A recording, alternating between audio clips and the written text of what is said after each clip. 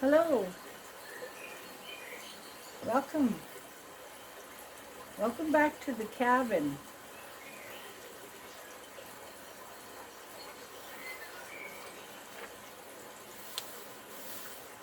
We're reading from book 3 today. This is the final book in the chapter, and it's called Home is Calling by Grandmother Gentle Bear.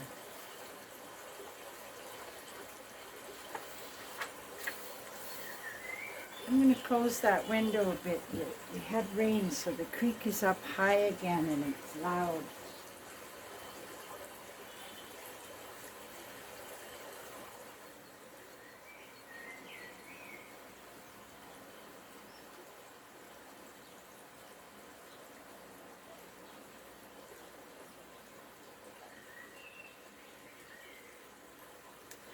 All right, let's begin this next book. And of course, we have some of our country food here on the table, some dried yams.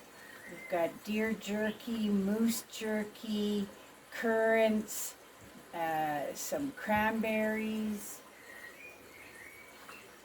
And we've got some pumpkins now that we're into October. And let's remember, October is Sasquatch month. And we've got some new art we did last week to bring in the Sasquatch month of October.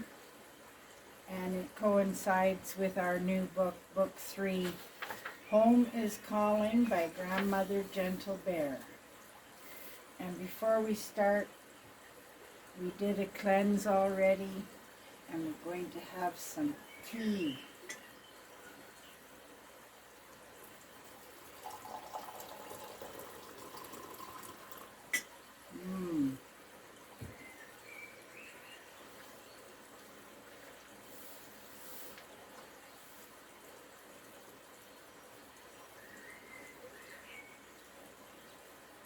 Good and hot. Chapter 1, Coming Out of the Den. It's been a long, cold winter. My hands are sore from sewing hides and beading. My eyes have dimmed a bit and sensitive to bright sunlight outside, but they're slowly adjusting. I've been happy all winter. Many rabbits in the snares, enough to sew all the fur hides together and make a large blanket for my bunk, and a few scraps of fur to line the moccasins. I go out on the ice almost every day, chop away at the water hole, collect water for the cabin, and put a line in for some fresh fish.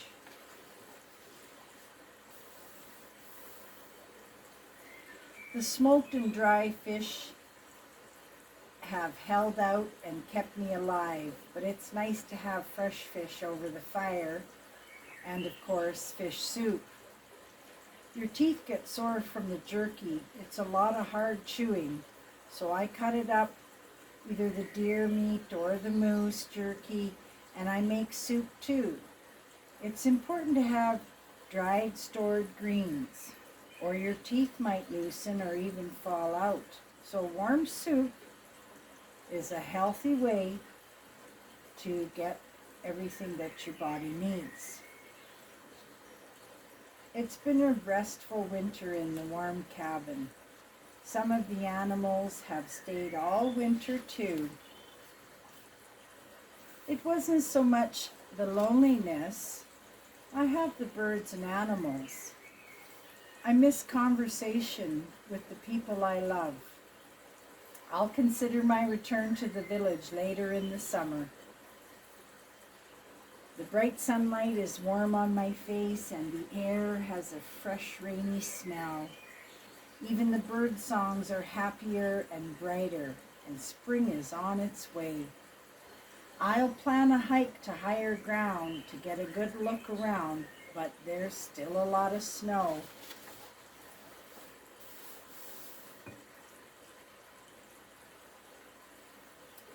I spend more time in La Forêt, in the trees, watching the snow melt from the tall pines.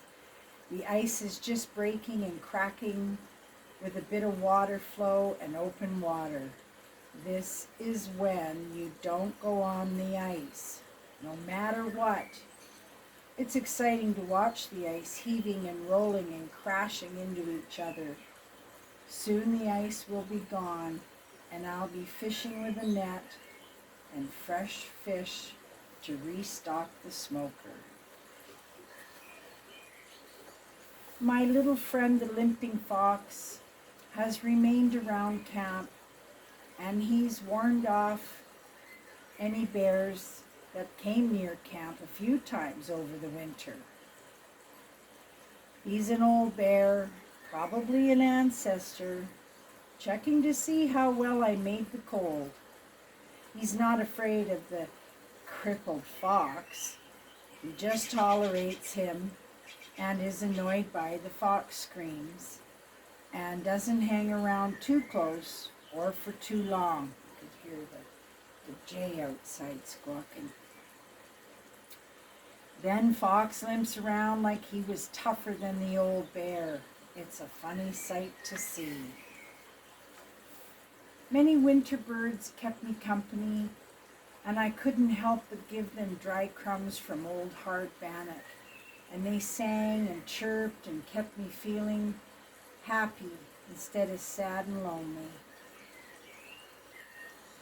The days were short and the nights were long and cold. I slept more than I ever have. Sometimes the body needs to sleep. That's when it heals. And I feel pretty good. And I'm ready to come out of the den. There will be many new bear cubs born over the winter and coming out of their dens for the first time. I might see some when I go up mountain. And that's the end of chapter 1. Chapter 2, Hairy Man. I better have a sip of tea.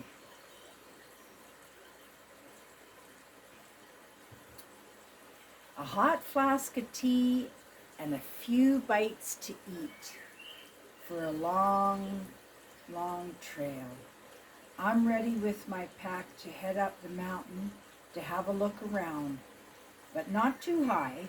There's still a lot of snow waiting to melt and nourish the valleys below. A good walking stick to steady my way and ready my feet for a good mountain hike. I haven't gone far, and there's a big black bear with 2 small cubs heading across the valley. She's heading towards the early shoots of grass and some wildflowers of spring. Best to stay out of her way and downwind. Bears are hungry and dangerous in the spring. But there's another black outline of something way down by the creek mouth. Another smaller bear eating something on shore.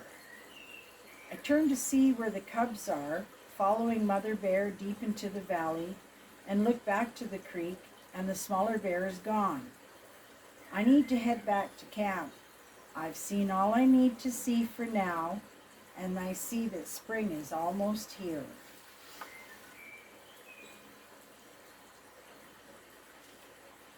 There's a black shape along the tree line. Might be the lone bear, until it stands up behind a large pine. I look away, and I look back. It's still there. I'm heading towards the cabin, but I'm a ways yet. I keep glancing towards the tree line. Finally, I see its dark silhouette move back through the trees and gone. Most encounters with Hairy Man are just glimpses, then gone. But when the creature stares and watches, and you see it fade into the forest, it's unsettling.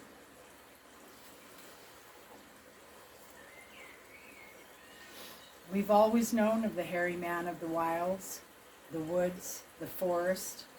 Some parents scare children so they won't wander too far. Once you have an encounter or a sighting, then you decide if it scares you.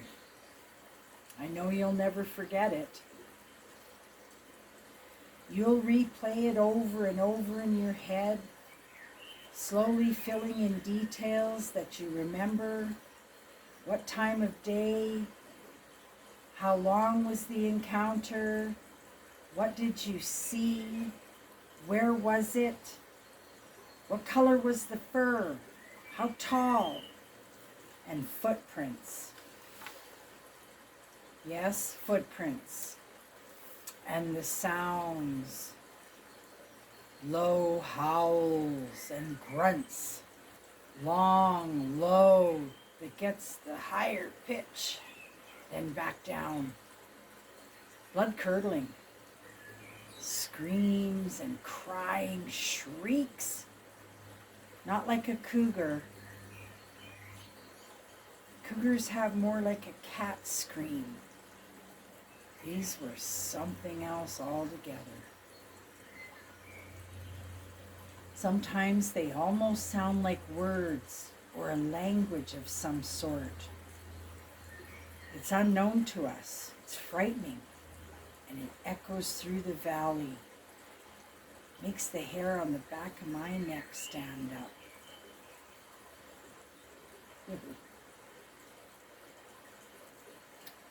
Some people don't want to see Sasquatch. Even deny what they've seen.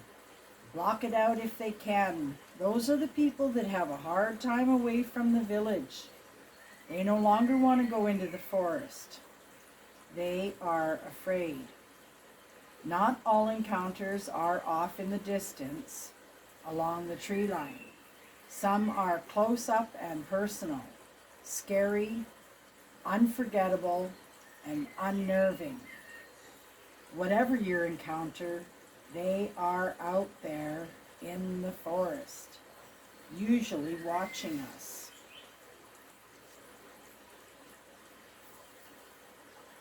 Some encounters in the bush communities are aggressive and even dangerous. Sasquatch gets too close to humans and they're curious and mysterious, but dangerous and unpredictable. They can be territorial and scare people from preferred areas. There are stories of entire villages moving because the Sabe or Sasquatch would not leave that area.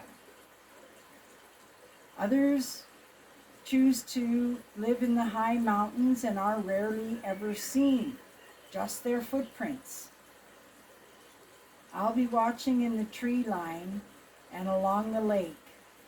I'm a little bit more aware now.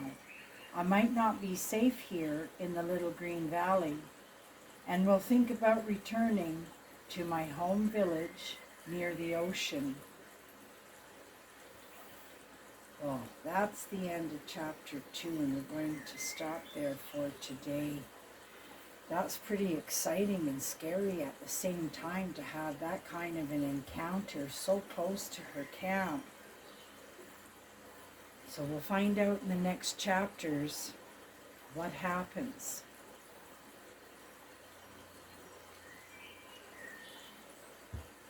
Thanks for joining me for tea and the first chapters of Book 3, Home is Calling, by Grandmother Gentle Bear. The tea was good and hot, the snacks were delicious, and I'm really enjoying this Sasquatch month and all the videos that'll be coming out in the next few weeks. Please like and subscribe if you like. If you do subscribe, ring the bell, and that will give you clear warning that there's another video on its way. And comment if you like. I enjoy reading the comments and the emails, and soon I'll be reading some of the stories that have been sent by the viewers of their encounters and sightings in the bush and how they handled it. And until then, thanks for joining, and I will see you on the next video.